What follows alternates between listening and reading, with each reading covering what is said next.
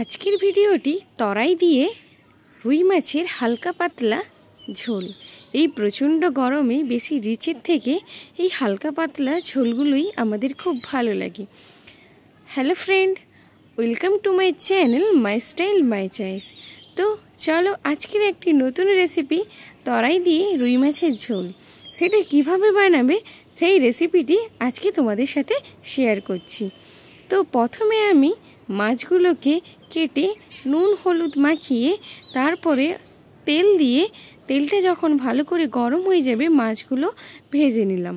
ভালো করে ভাজবে লাল লাল করে, যাতে দেখতে ঠিক এরকম কালার আসে। তারপরে তরইগুলোকে ভালো করে ছাড়িয়ে ধুয়ে নুন হলুদ মাখিয়ে যে তেলটা বেশি হবে তাতেই তরইগুলোকে ভেজে নেবে। ঠিক এইভাবেই কাটবে, কেটে ভালো করে ভেজে নেবে। ভাজার পরে দেখবে তরইগুলো নরম হয়ে এসছে এবং ভাজা ভাজা হয়ে আসছে। ঠিক এই সময় তরইগুলোকে ভালো করে নামিয়ে নেবে। তো দেখো আমার তরই ভাজা অলরেডি কমপ্লিট। তো এই রকমভাবে ঠিক ভাজা হয়েছে। তো তোমরা কারা কারা তরই খেতে ভালোবাসো জানিও, কারণ তরই ভাজা খেলে বেশ একটা মিষ্টি মিষ্টি স্বাদ আসে। এরপরে কড়াইতে অল্প তেল দিয়ে জিরে এবং 5 ফোড়ন দিয়ে ভালো করে ভেজে নেব। তার সাথে সামান্য পরিমাণ পেঁয়াজও দিয়ে দেব। পেঁয়াজ এবং জিরে সম্রা ভালো করে ভাজতে হবে যতক্ষণ না এর মধ্যে একটা স্মেল আসে।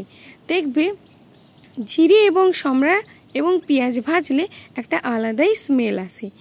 এর মধ্যে এরপরে অল্প পরিমাণ হলুদ গুঁড়ো এবং লঙ্কা গুঁড়ো দিয়ে ভালো করে কষিয়ে নিতে হবে যতক্ষণ না এর মধ্যে হালকা হালকা তেল ছাড়ে। তো তারপরে সামান্য পরিমাণ জল দিয়ে এটাকে আবারও পরিমাণ নাড়তে থাকবে, ভালো করে কষিয়ে নেবে যাতে পেঁয়াজগুলো ভালো করে এর মধ্যে সেদ্ধ হয়ে যায়। যতক্ষণ আমার মশলাটা কষানো হচ্ছে ততক্ষণ তোমরা যদি নিউ সাবস্ক্রাইবার হও তাহলে অবশ্যই সাবস্ক্রাইব করে দিও, আর পাশে থাকা বেল আইকনটি ক্লিক করতে ভুলো না। আর বাকিদেরকে বলছি যারা সাবস্ক্রাইব অলরেডি করে রেখেছো তারা একটা লাইক এবং কমেন্ট করতে ভুলো না। এরপরে সামান্য পরিমাণ লবণ দিয়ে মশলাটা আরও ভাবে কষাতে থাকবে। কষানো যখন হয়ে যাবে তখন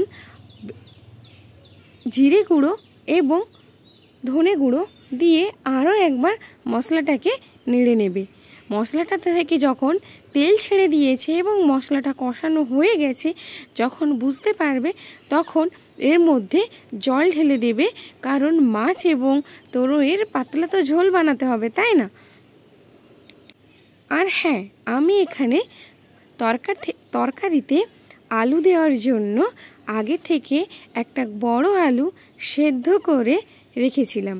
তো সেদ্ধ করে আলু ভাতে মুড়লে যেরকম ঠাসা করে রাখে সেরকম মেখে রাখবে।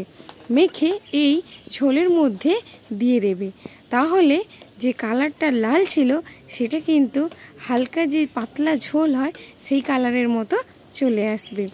এরপরে আলুটা দিয়ে তরকারিটা যখন ফুটতে থাকবে, যখন দেখবে যে ফোটা শুরু হয়েছে ঠিক সেই সময় তরাইগুলো দিয়ে দেবে এবং তার সাথে মাছ ভাজাগুলো রেখেছিলে সেগুলোও দিয়ে দেবে।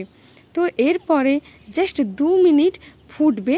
ফুটার পরে তরকারিটাকে নামিয়ে নিলে আমাদের পরিবেশন করা হয়ে যাবে এই গরমকালে তরাই দিয়ে রুই মাছের হালকা পাতলা ঝোল। হ্যাঁ, তোমরা যদি এই রেসিপিটি একবার ট্রাই করো তাহলে বুঝতে পারবে এই গরমে এটা দিয়ে ভাত খেতে কতটা মজা। তার সাথে যখন তরাইগুলো মুখে পড়বে তখন কিন্তু আরও বেশি মজা, কারণ তরাইগুলো বেশ মিষ্টি মিষ্টি স্বাদ লাগে। তো আজকের ভিডিও এই পর্যন্তই।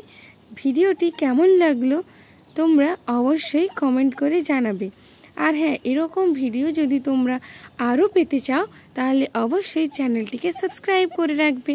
তোমরা সবাই দেখছো মাই স্টাইল মাই চয়েস। তো thank you my style my চয়েসের পক্ষ থেকে।